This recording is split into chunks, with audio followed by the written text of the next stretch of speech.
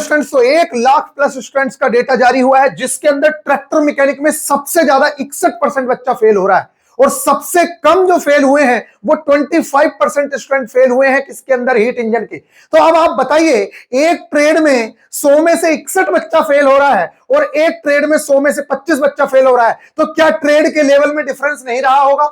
मैं मानता हूं कि चलो कंटेंट का भी फर्क रहा होगा, लेकिन कुछ ना कुछ ट्रेड के लेवल में भी तो डिफरेंस रहा होगा, पेपर के डिफिकल्टी लेवल में भी डिफरेंस हो सकता है। तो क्या रेलवे इन सबको इक्वल करने की कोशिश करेगा कि भाई जिस तरीके से यहां पे 61% बच्चे फेल हुए हैं, इनके पेपर को डिफिकल्ट मानते हुए इनके कुछ मार्क्स बढ़ाए जाएं और बाकी जिसका जिस तरीके से आए उसके मार्क्स कम या ज्यादा हो सकते हैं। तो इस तरीके की चीजें भी पार्ट बी के अंदर नॉर्मलाइजेशन को, जो दावा है नॉर्मलाइजेशन का, वो और ज्यादा पक्का होता नजर आ रहा है। और ये जो डेटा आप लोग देख रहे हैं, ये सिर्फ और सिर्फ एक्टिव स्टूडेंट्स का है।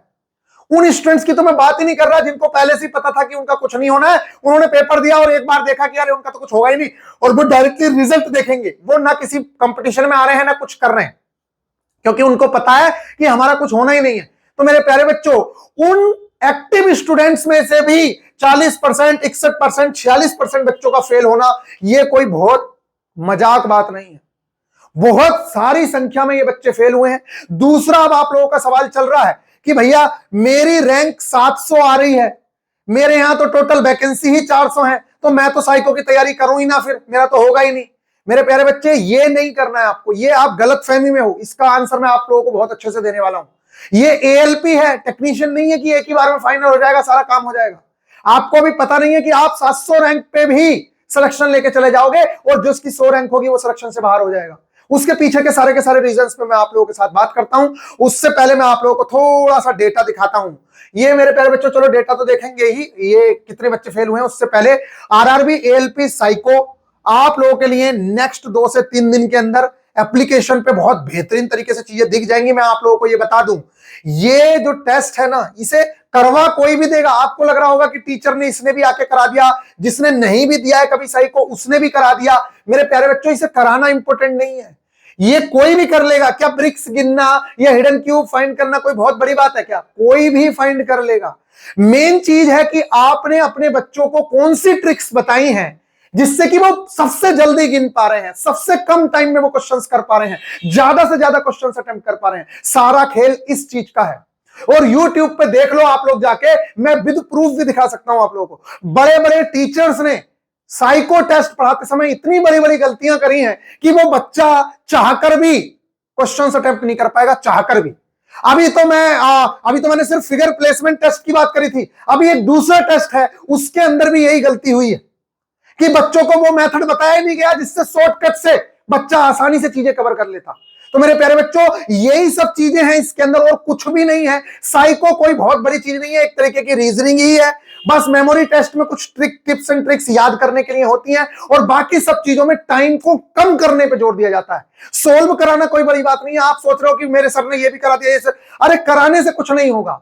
आप कम टाइम में क्वेश्चन अटेम्प्ट कर पा रहे हो या नहीं कर पा रहे हो। जब टीचर के मुंह से ये सवाल निकल रहा है कि ये बहुत डिफिकल्ट टेस्ट है, जबकि वो टेस्ट सबसे इजी है, तो आप समझ सकते हो कि या तो टीचर को ही उसका मेथड नहीं पता है, जिसकी वजह से टीचर उसको डिफिकल्ट बोल रहा है, या फिर ऐसा है कि भाई आपको डिफिकल्ट लग रहा है, टीचर को भी डिफिकल्ट लग रहा है। लेकिन ऐसा नहीं है। जब आप उसके टिप्स एंड ट्रिक्स जान जाओगे तो बहुत आसान लगेगा। कल परसों से आपको ये ऐप पे दिखना शुरू हो जाएगा।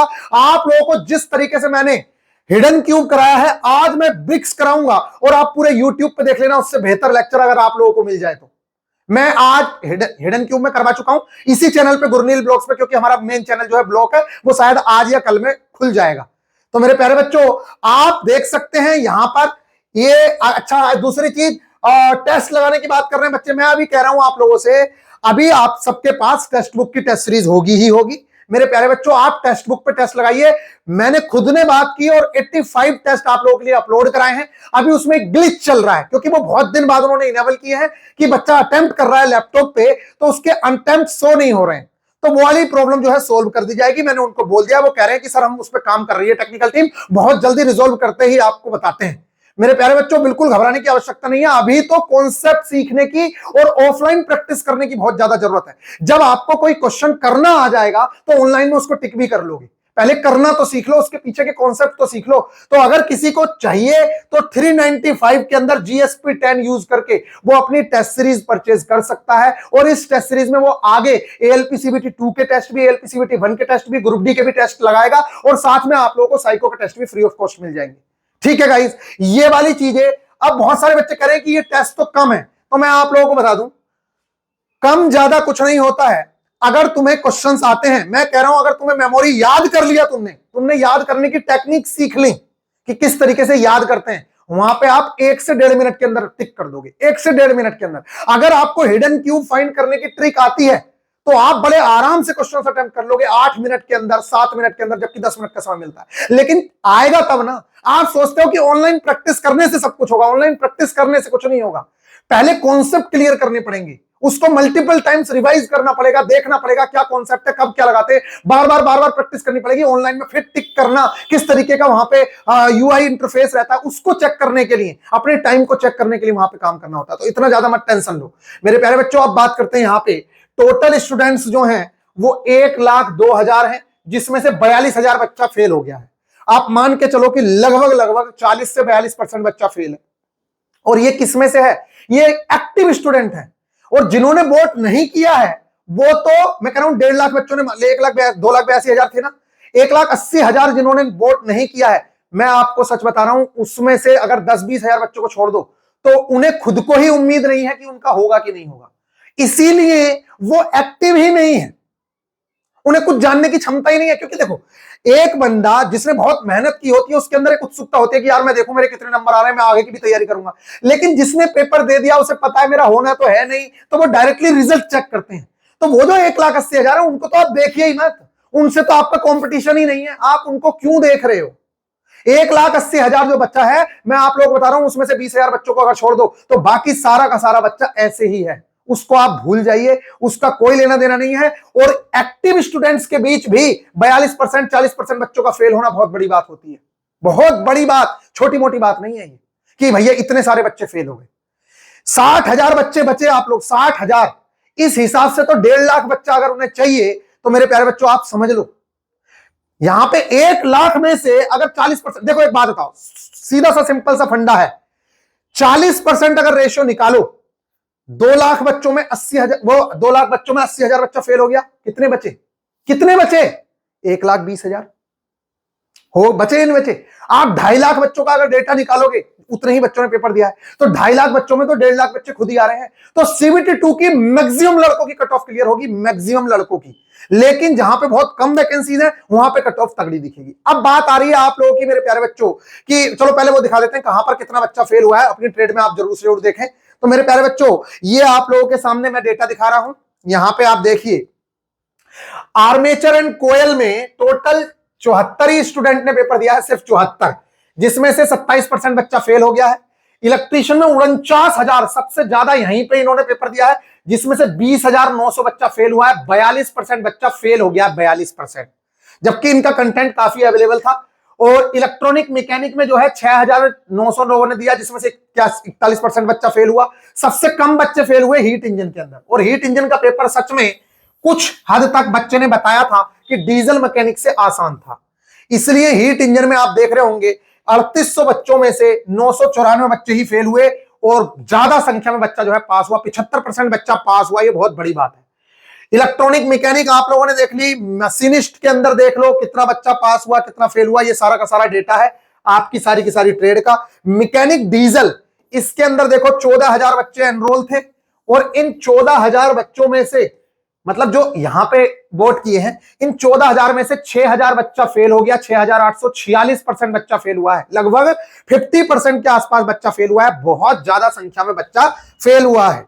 और एयर कंडीशनिंग में अगर देखें तो देखो यहां पे रेफ्रिजरेशन एंड एयर कंडीशनिंग, ये बहुत बड़ी चीज थी, इनका तो सिलेबस तक नहीं मिल रहा था बच्चों को, उसके बावजूद भी यहां पे कुल 25% बच्चा ही फेल हुआ, ये बहुत बड़ी चीज है। तो इनका पेपर का जो लेवल है बाकी ट्रेड की तुलना में थोड़ा आसान रहा होगा, तभी ना एक जगह पे 60% बच्चा फेल हो रहा है, एक जगह पे 61% बच्चा फेल हो रहा है, और एक जगह पे कुल 25% हो रहा है। तो इन लोगों को एक साथ लाने के लिए आप लोग देखना, रेलवे या टीसीएस कुछ ना कुछ करेगी जरूर से जरूर, और आप लोगों को नॉर्मलाइजेशन होता हुआ दिख सकता है। क्योंकि यार एक बात बताओ, एक ट्रेड में 100 में से 75 पास हो रहे हैं, और एक ट्रेड में इतना पढ़ने के बाद भी इलेक्ट्रीशियन जैसी ट्रेड के अंदर 100 में से 50 बच्चे 40 बच्चे फेल हो रहे हैं, तो ये बहुत बड़ी बात है। समझ रहे हो आप या नहीं समझ रहे हो? तो पेपर का लेवल जब डिफिकल्ट आएगा तो नॉर्मलाइजेशन एक बहुत ही सिंपल प्रोसेस है, वो होगी ही होगी। बात करें पार्ट ए की, तो पार्ट ए में मेरे प्यारे बच्चों इसलिए नॉर्मलाइजेशन नहीं होगा क्योंकि एक बोर्ड का पेपर एक दिन में हुआ है, इसलिए उसमें नॉर्मलाइजेशन की शायद नीड ना हो और ना करें। लेकिन एक पक्ष है कि एक बोर्ड का ही पेपर 19 तारीख को भी हुआ और उसी बोर्ड का पेपर फिर 2 और 6 मार्च को भी हुआ, तो फिर मेरे प्यारे बच्चों ऐसा लग सकता है कि भाई जिन बोर्डों का पेपर 19 को हुआ था उनमें कुछ नॉर्मलाइजेशन प्रोसेस देखने को मिल जाए।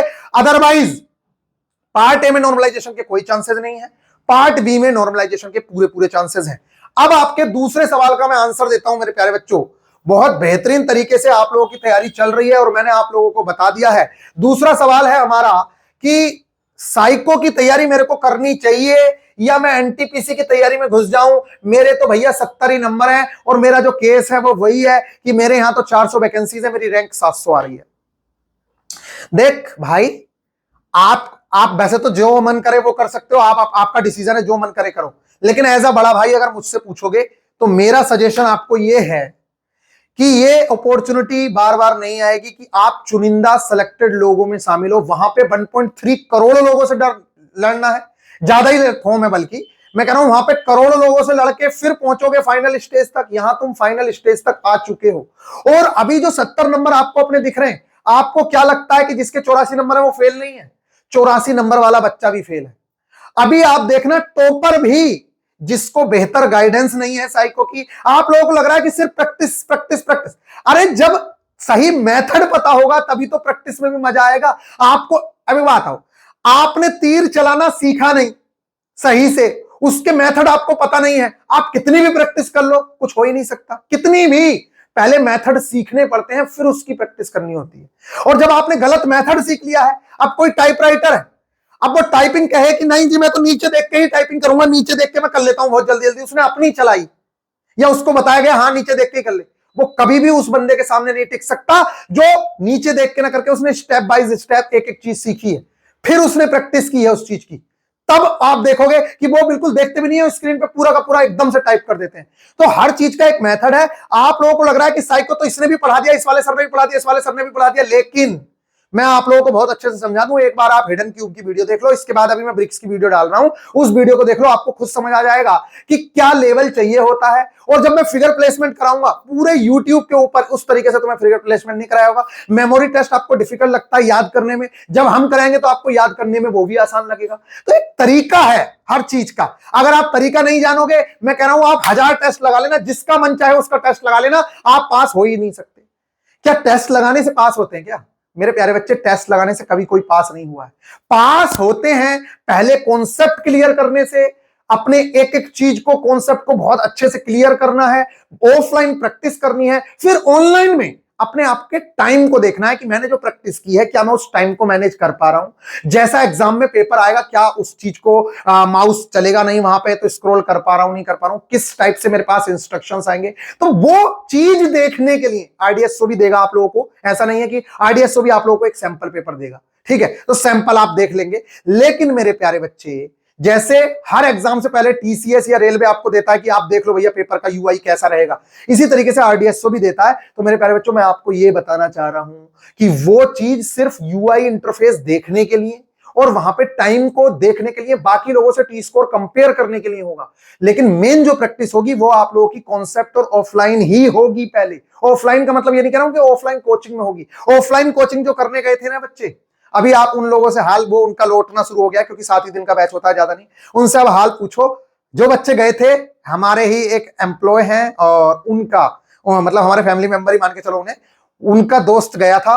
उन्होंने मुझसे पूछा कि भैया मेरा दोस्त चला गया, मैं जाऊं क्या? मैंने उसको मना किया कि मत जाओ, कुछ नहीं होना। अभी वो दोस्त फोन करके कह रहा है कि भाई यहाँ तो मैं मतलब इतना टाइम वेस्ट हो रहा है, कुछ मतलब घर बैठ के ही तैयारी करो, बहुत ज्यादा बेहतर है। तो बाकी मेरे प्यारे बच्चों, ये जो बैच है आप लोगों को दिखना शुरू हो जाएगा बहुत जल्द। हो सकता है आज ही दिखना शुरू हो जाए। मैं आप लोगों को बार बार समझा रहा हूं, इसके अंदर हम आप लोगों को सारे के सारे सिलेबस की एक एक चीज बेहतरीन तरीके से समझाएंगे। बात करें टेस्ट सीरीज की, तो मैंने आप लोगों को कहा कि पहले जिस तरीके से मैं बताऊंगा उस तरीके से करना है, और फिर उसके बाद जहां पे टेस्ट सीरीज लगानी है, टेक्स्ट बुक पे हम लोग टेस्ट सीरीज लगाएंगे, क्योंकि उनका जो यूआई इंटरफेस है वो बहुत हद तक एग्जाम के सिमिलर है। और भी जहां टेस्ट सीरीज लगानी होगी वो लगाएंगे। लेकिन मेरे प्यारे बच्चों, अभी के लिए जो ये मैं 199 ओनली फीस दे रहा हूं आप लोगों को, ये सिर्फ और सिर्फ हम लोग आपको एक एक टेस्ट, जितने भी ये 18 टेस्ट हैं, इनकी 18 वीडियोस और फिर आपके जो डाउट्स हैं उनसे रिलेटेड वीडियोस आप लोगों को मिलेंगी, जिसमें आप लोगों को एक एक चीज हम लोग क्लियर करेंगे। और जो टिप्स एंड ट्रिक्स सबसे ज्यादा जरूरी हैं भाई इस एग्जाम को क्लियर करने के लिए, वही सबसे ज्यादा जरूरी है कि आप मेमोरी टेस्ट में चीजों को याद कैसे करते हो, आपको ब्रिक को काउंट करने का तरीका क्या है। काउंट हर कोई कर लेगा, ऐसा क्या तरीका है जिससे कि आप सबसे जल्दी कर पा रहे हो। हिडन क्यूब आप किस तरीके से फाइंड आउट कर रहे हो, कितना जल्दी से कर ले रहे हो। फिगर प्लेसमेंट टेस्ट में कुछ बेवकूफ लोग देख रहे हैं कि कितनी फिगर बदल गई, जबकि वो चीज गलत है। बहुत सारे बच्चे इस तरीके से देख रहे हैं, तो उस वो वाले बच्चे फेल हो जाने हैं। आपको जब तरीका बताया जाएगा तो आप बड़ी आसानी से उस चीज को कर लोगे। तो मेरे प्यारे बच्चों, बस यही चीजें हैं। तो मैं आप लोगों से यही कहूंगा, अगर आप इस चैनल पे नए हैं तो इस चैनल को सब्सक्राइब कर लो। कल तक अपना वीआईपी गुरुजी वाला जो चैनल है वो शायद वापस मिल जाए हमें, और फिर उसके बाद सारी चीजें उसी पे स्टार्ट होंगी। इसी वजह से मैं रुका हुआ भी हूं कि आज जैसे ही उस चैनल पे आएगा तो बाकी की सारी चीजें भी